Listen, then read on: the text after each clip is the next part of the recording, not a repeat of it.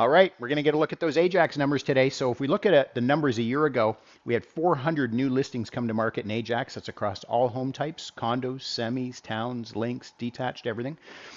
283 sales through the month. 134 active listings, which active listings, if you watch my videos, you'll know that they're the ones that maybe didn't sell that month. And well, not even maybe, they just didn't sell that month. And then they move into the next month. So they moved into May 21. March 21, we had 395 new listings come to market, 212 sales through the month, and 158 active listings. Now, if we pull forward into April 22, we actually were pretty comparable in the amount of new listings came to market. The sales, however, did decline by 25%, something like that.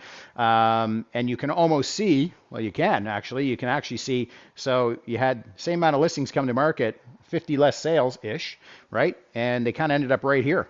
They ended up right in this active listing inventory. And that's kind of what we've been seeing across the board. There's just more inventory hanging around. If we're looking at the money, 944,000 was the average sale price across all home types in Ajax a year ago. 1,222,000 in March 22. Currently trending at 1,179,000. So this is something we've been seeing for the last 60 days now across the GTA. It happened in March, it's happening again in April, is we're seeing a decline, pardon me, in the average sale price. And you know, as long as mortgages have been around, I just want to qualify, as long as mortgages have been around, as mortgage rates go up, house prices tend to go down. There's graphs showing this for 30 years.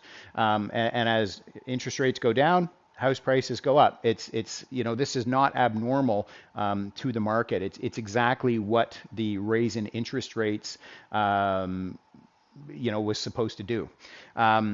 The SNLR stands for sales to new listings ratio. It tells us out of the homes coming on the market each month, what is the percentage that are selling. So 70.8% of the homes that came on the market in April 21 sold, 53.7 in March, currently trending at 38.6. So if you want to know what is a buyer's market, what is a seller's market, this is the stat that we actually determine that by. So it tells us basically that anything under 50% would indicate that for the market that there is more supply than there is demand, which is the case right now. We're in a buyer's market in Ajax. When you're between 50 and 60%, we would consider that a balanced market, so there's enough supply to meet demand. And then when you get over 60% to 100 and beyond, that would tell us that there is more demand than there is supply, and that would be a seller's market.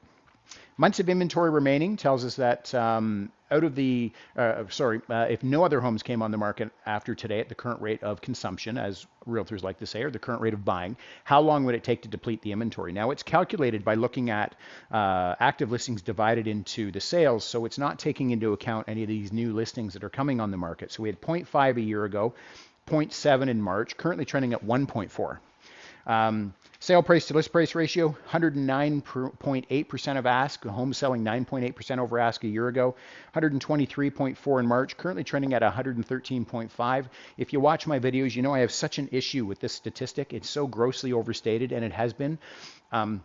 In the GTA, because there's just been a predominant strategy of underpricing a house to the market. So, you know, let's say for instance you have a house, you know it's going to sell at 1 million. Your realtor tells you it's going to sell at 1 million, but you list it at 799, right? So of course when it sells, when that sale is posted, it's showing that it sold X amount over asking, and that percentage is going to show up here. So, you know, this is a stat that really you should never, as a buyer, you should never base your decision on, oh man, homes are selling 13% over asking, I shouldn't buy. Not the case at all. You know, I'm sure if not me, I'm sure your realtor is going to be able to explain this to you as well. But if you have any questions, feel free to reach out to me. But this stat, grossly overstated, way overpronounced in our market. Days on market to get a home sold, 9 a year ago. 7 in March, currently trending at 9. If you have any questions about any of the stats here, if I can go into a deeper explanation for you in a one-on-one scenario, Zoom call, phone call, in person, you let me know, and I'm happy to review these with you.